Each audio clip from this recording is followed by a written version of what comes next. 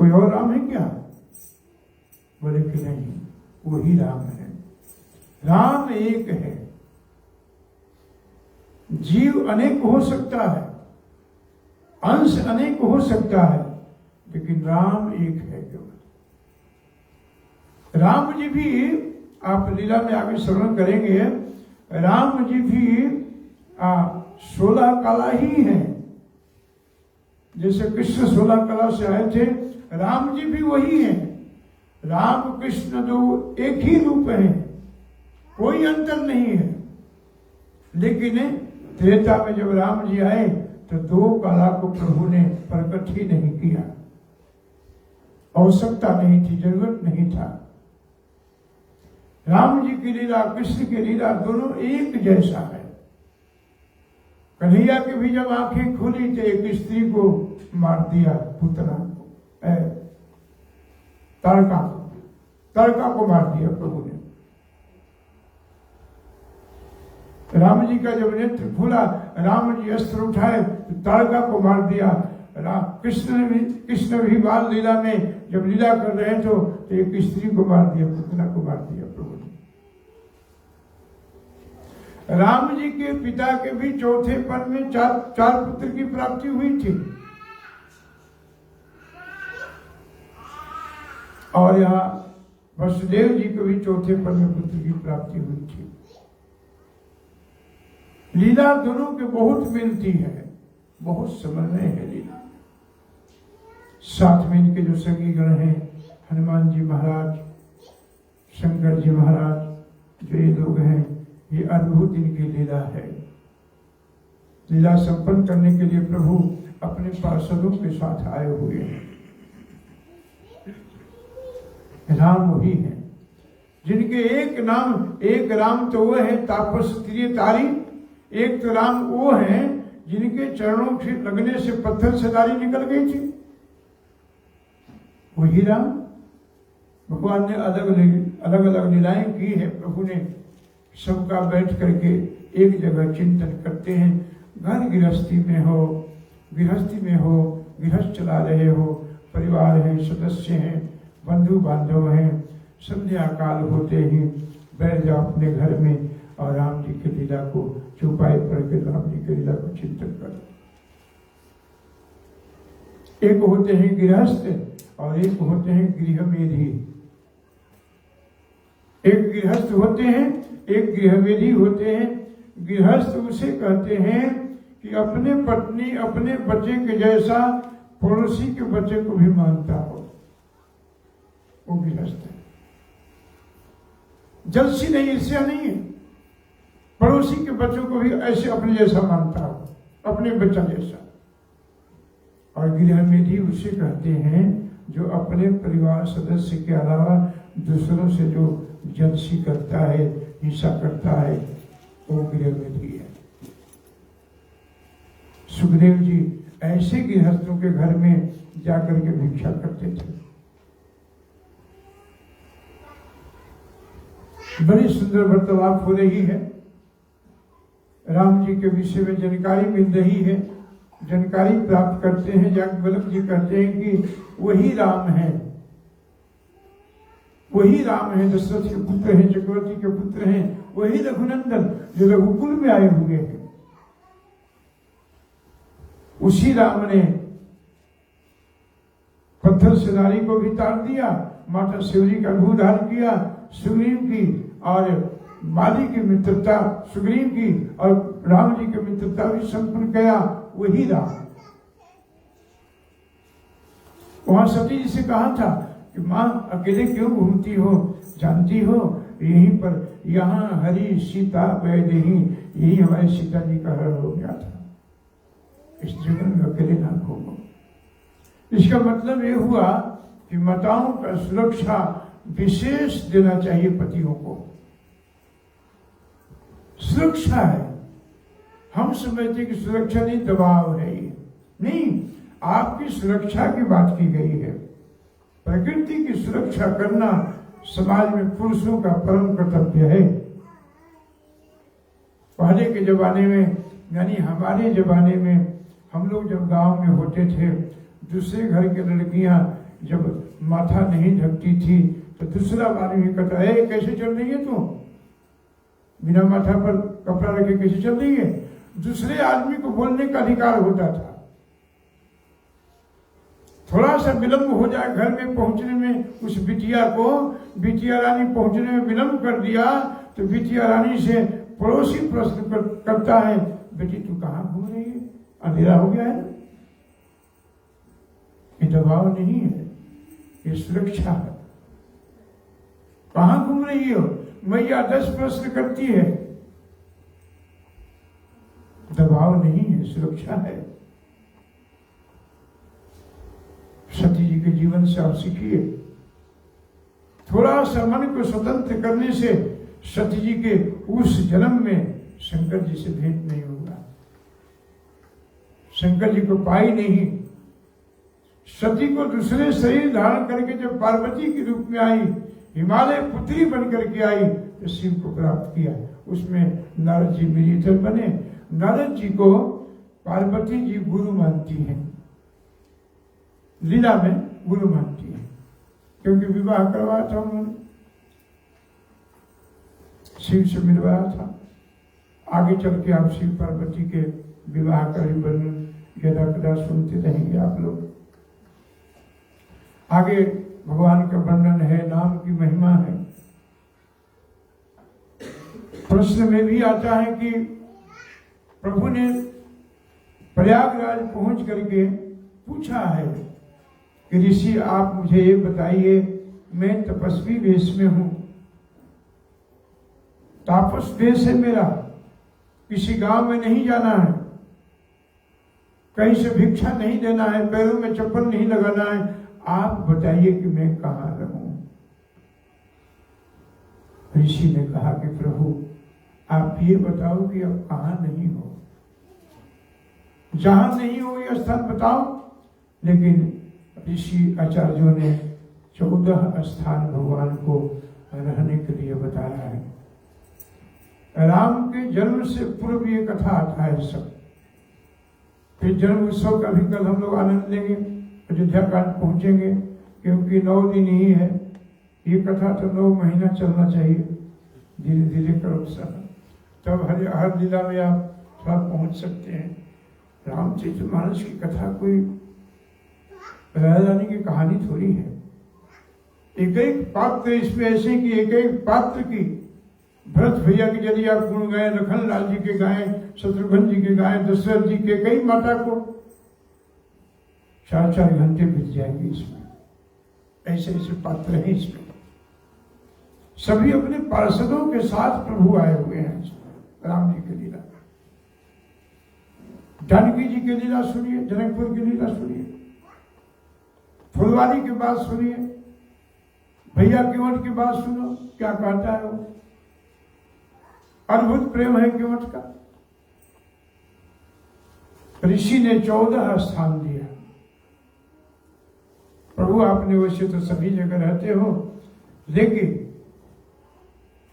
आपको एक स्थान में ये देता हूं कि जो संत महात्मा वैष्णव अपने कान को सागर बना लिया है, अपने कान को समुद्र बना लिया है, आपके कथा से, आपके लीला से जिसकी कान नहीं भरता है, उस कान में जाकर के आप निवास करो, उनके कान में, कर्ण में निवास करो। क्या कहते हैं भागवत में, पिबत भागवतम रसमालयम।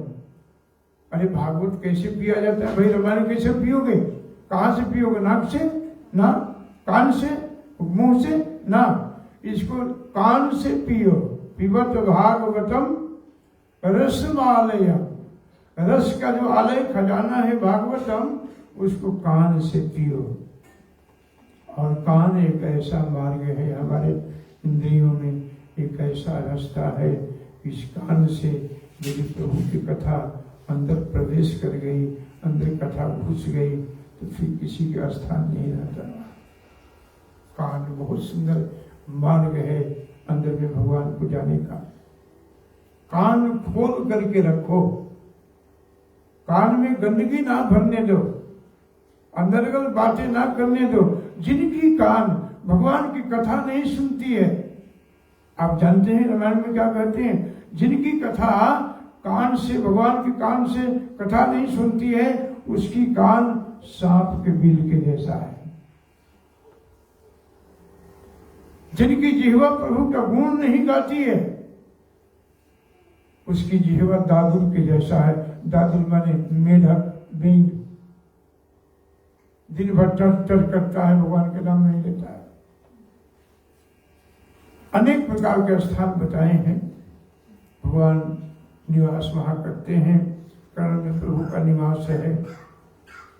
जिनकी नाकें भगवान के पाद पद्मों में चढ़ी हुई तुलसी दल का गंध नहीं लेता है,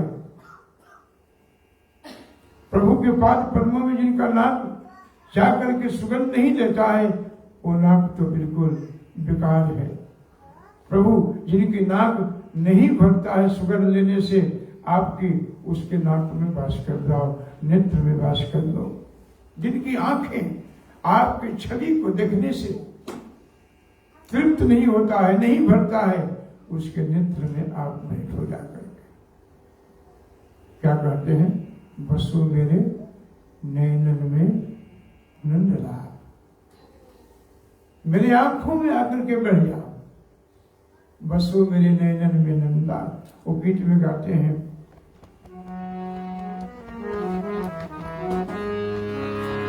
आरती बार कृष्ण की अपना जन्म सुखद करियो। श्री राधा बर कुंवर कन्हैया, श्री राधा बर कुंवर कन्हैया, श्री राधा बर कुंवर कन्हैया। हरि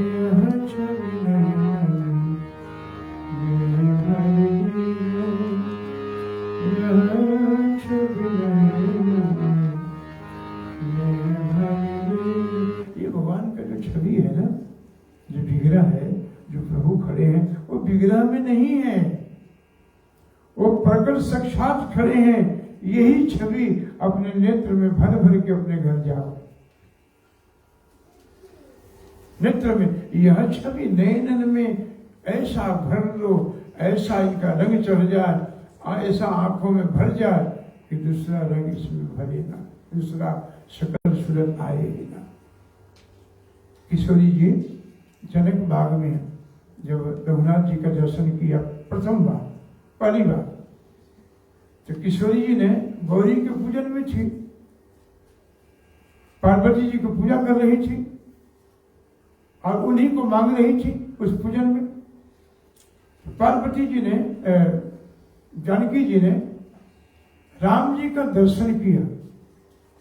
राम जी के दर्शन करने से आंख तृप्त नहीं हो रहा है, तो राम जी के छवि को, विग्रह को अपने नेत्र में भर करके सोचा कि नेत्र खुला रहेगा तो शायद निकल के बाहर चले जाए। अपने नेत्र के दरवाजा, अपने नेत्र के फाटक धीरे से बंद कर दिया और राम जी अंदर कैद हो गए। राम जी अंदर कैद हो गए, छवि को बांध लिया। सखियां कहती हैं, आप क्या कर रही हैं, चले जाएंगे आपके पास से। अरे पार्वती जी की पूजा तो बाद में भी कर सकती है पार्वती। वो सखियां सोचती हैं कि पार्वती जी का ध्यान कर रही है भैया, वो तो राम जी को नेत्र में बंद कर लिया। सखियां कहती हैं, आप भूल ना करें, चुप न करें, वो नहीं आएंगे, फिर आप तृप्त हो जाए, आप नेत्रों में भर लो। जानकी जी तो भरी थी, फिर नेत्र से देखा राम जी को, राम जी बैठ गए नेत्र में। और माई जानकी ने पार्वती जी से बड़ा विनय किया, बड़ा विनय किया, मैं जो चाहती हूँ वही वर चाहिए। और जानकी जी ने तत्काल जानकी जी को पार्वती जी ने आशीर्वाद दे दिया।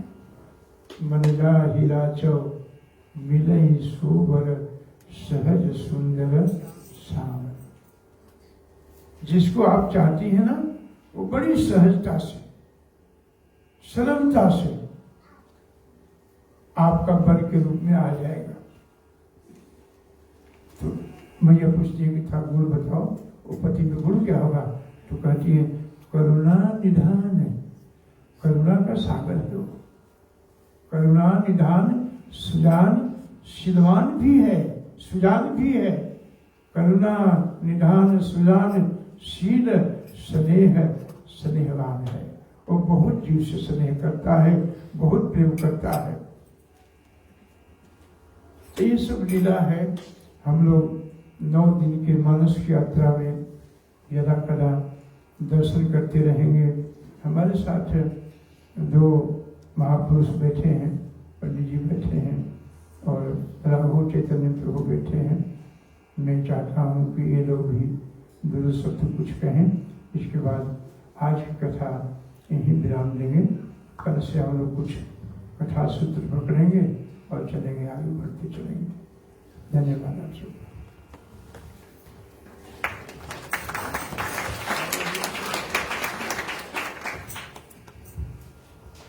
जय सिया राम।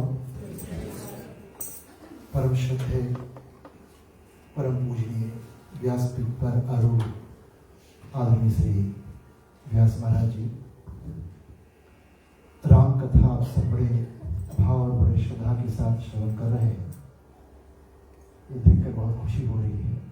कितने युवा मंडल उस तरफ कोने में बैठे और भगवान राम जी की चरित्र, भगवान राधा कृष्ण जी के चौखट पर हम लोग सुन रहे हैं। और कथा हम लोग उनके मुख से सुन रहे हैं कि जो वृंदावन में वास करते हैं। ऐसे महाराज जी के चरणों में हम बहुत बहुत प्रणाम करते हैं।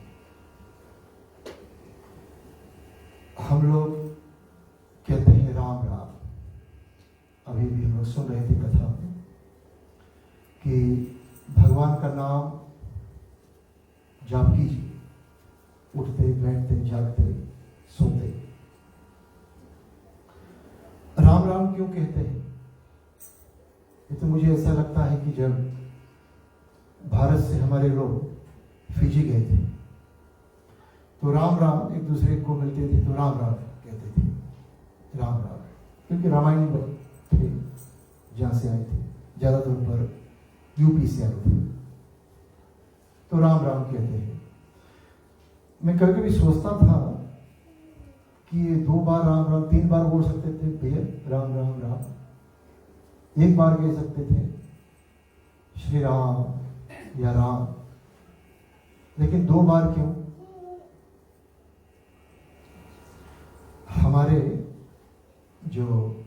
हमारा जो हिंदी का व्यंजन है का खा गा घांग कचट तपा, तो इसमें जो 25वां अक्षर है, 27वां अक्षर है, वो है रा। नंबर 27 पर आता है।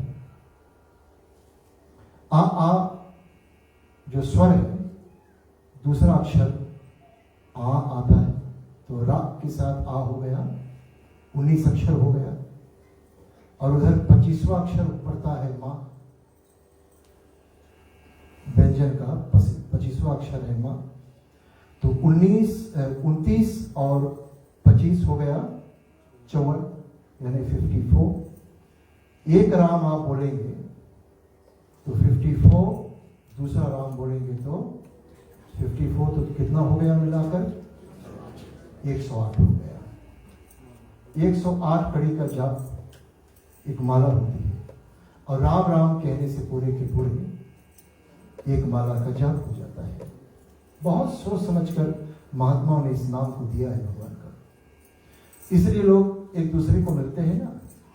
स्वामी जी, आज भी लोग हमारे फिजी में लोग मिलते हैं, यहाँ भी फिजी वाले हैं, हमारे इंडिया के भाई बहन हैं, तो एक दूसरे को राम राम कहते हैं।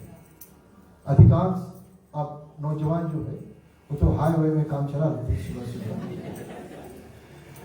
लेकिन हमने कई बार प्रयास किया कि अपने घर में सुबह सुबह उठो तो एक दूसरे को जरूर राम राम बोले, ताकि 108 माला का जाप हो जाए, पद पता नहीं एक दूसरे के साथ भगवान का नाम, और अभी भी हम लोग सुन रहे थे कि नाम महिमा के बारे में सुन रहे थे। भगवान की परीक्षा नहीं लेनी हम लोगों को माता सती की तरह। हम लोग सुन रहे थे कि माता सती ने परीक्षा ली। क्या माता है वो जगत की शक्ति है? वो क्या भगवान को नहीं जानते?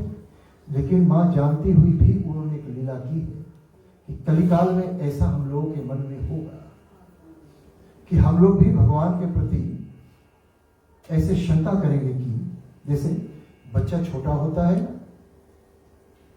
तो जब बच्चा चलने को तैयार होता है तो माँ उल्टा चलती है, पीछे चलती है कदम से, बच्चा को कहती कि बेटा आजा आजा, और बेटा आगे की ओर चलता है। माँ उल्टा चलती है ताकि बच्चा उसका सीधा चलना सीख ले। इसलिए हम लोग उस परमात्मा के बच्चे, उस माँ के बच्चे, हम लोग कहीं उल्टा ना चले, इसलिए माँ ने उल्टा चलकर हम लोगों को सिखाया है कि देखो भाई, कम से कम तुम सीधा चलना सीखो। क्या कथा भगवान ने दी है। माता सती को भगवान शंकर ने ऐसी लीला करवाकर संसार को सिखाया है कि जब सती ने भी शंका की थी तो उसका फल क्या मिला था? भगवान शंकर ने उसे परित्याग कर चुके थे। अगर मैं पत्नी के रूप में स्वीकार करूं तो पाप लगेगा, क्योंकि मेरी मां का रूप उन्होंने धारण किया। और माता सती ने भी समझा कि मैंने गलत किया, मैंने भगवान पर शंका की, इसलिए इस शरीर को रखने लायक नहीं, और उस शरीर को आग में जलाकर अपने पिता के ही द्वार पर आग में जलाकर वो भस्म कर देते थे। लेकिन माता सती ने यही मांगा था कि एक जन्म नहीं, दो जन्म नहीं, अगर कितने भी जन्म हो, जन्म जन्म शिव पद अनुराग, मुझे भगवान शंकर ही मुझे पति के रूप में मिले। स्वामी जी, एक पत्नी पति पूजा कर रहा था, पत्नी कर्कशा स्वभाव की थी।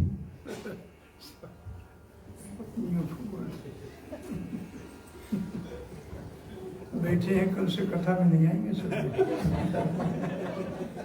भी कर। लेकिन पति बड़ा प्रसन्न था कि मुझे यही पत्नी 7 जन्म तक मिले, 7 जन्म तक मिले। हे भगवान, मुझे यही पत्नी 7 जन्म तक मिले। तब तक पत्नी ने एक चांटा लगाई पीछे से। तो पति ने पूछा, आपने मारा क्यों? हमने तो 7 जन्म तक मांगा। उसने कहा कि 8वां किसके साथ में आप जाएंगे। वहां तक भी उन्होंने संबंध बनाकर रखा। भगवान शिव और सती तो बड़े महान हैं। आज इस मंदिर के चौखट पर बैठकर हम लोग भगवान की कथा सुनने का अवसर प्राप्त हुआ। आदरणीय स्वामी जी के मुखारविंद से हम लोग सब बड़े भाग्यवान हैं। माँ का आशीर्वाद, राम जी का आशीर्वाद हम आप सभी के साथ में बना रहे, यही मंगल कामना। जय श्री राम।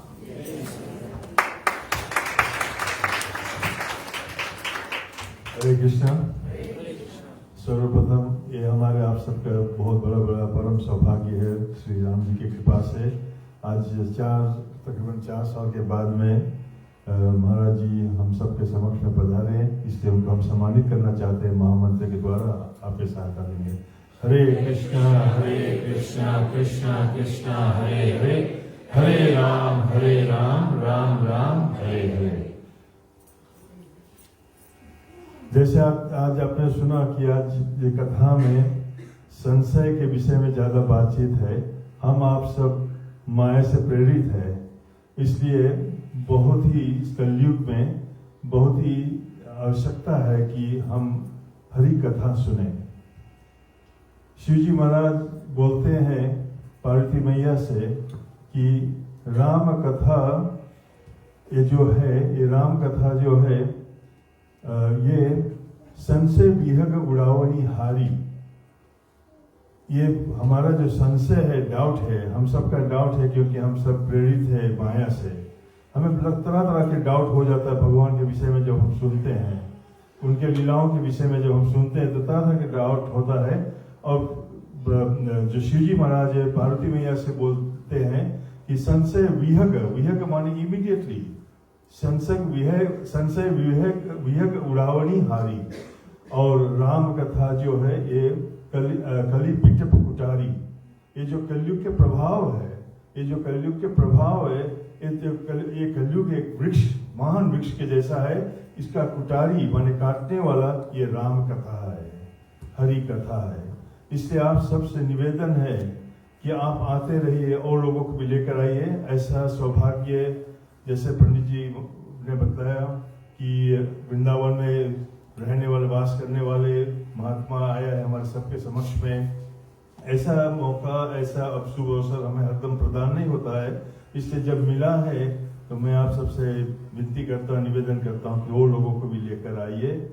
और आप जैसे खूब रिस्पेक्टफुली सुने, यही वहाँ पर शिव जी महाराज बोलते हैं कि मैया पार्वती से कि जो ये कली है विचप कुटारी, सादर सुनो गिरिराज कुमारी। सादर के मतलब है कि रिस्पेक्टफुली सुनना है।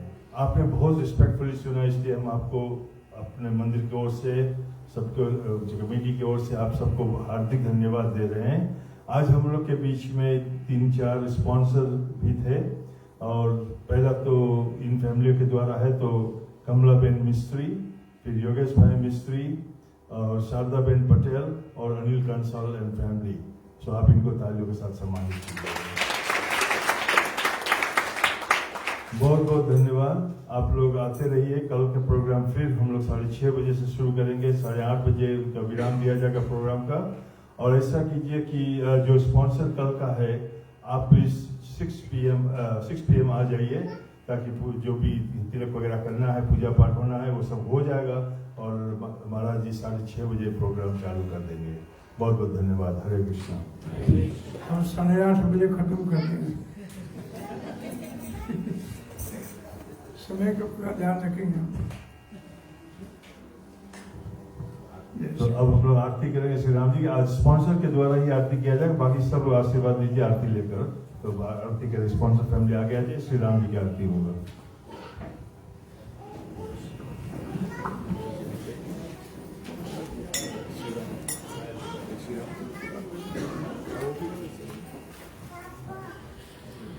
मेरे मन क्या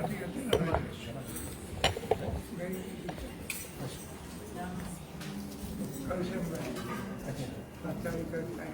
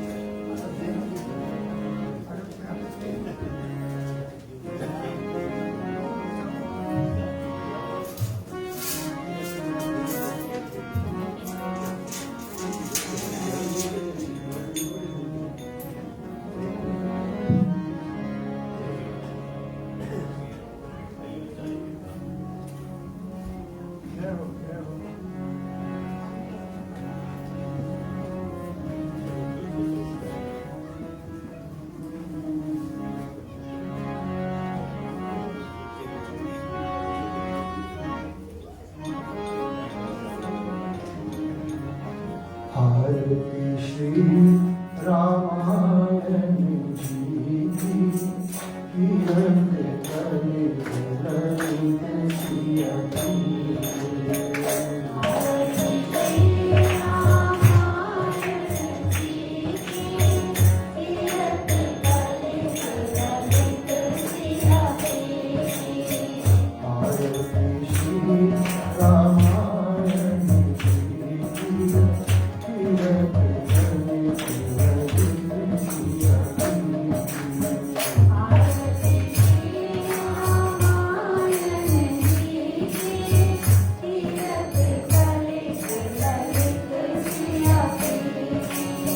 गावत ब्रह्मादि के मुनि नारद, गावत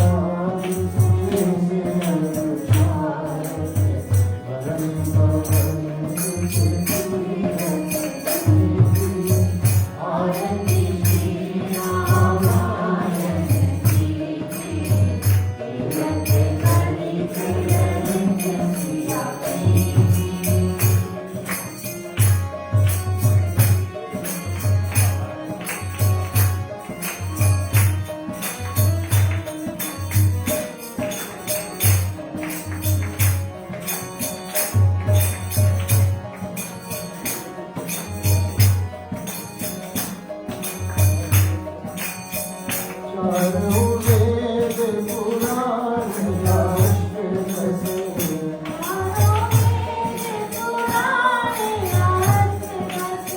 छौ शास्त्र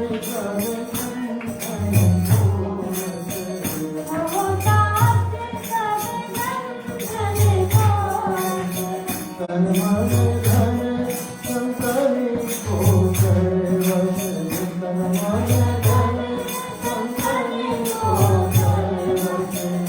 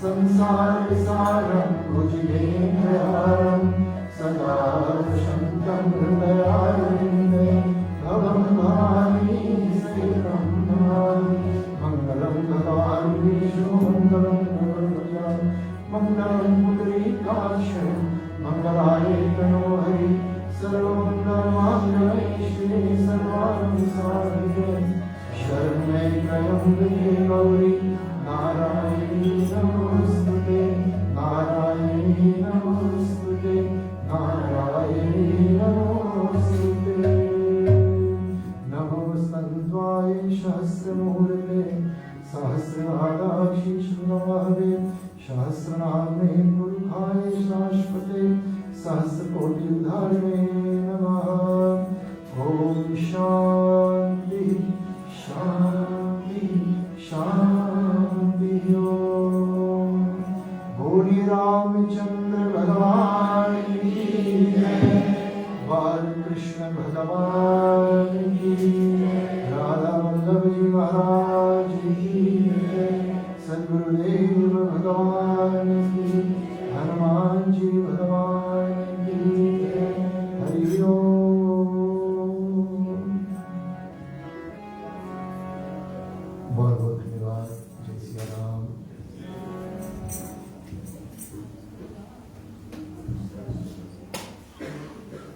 अब आप लोग नीचे चलेंगे प्रसाद प्रसाद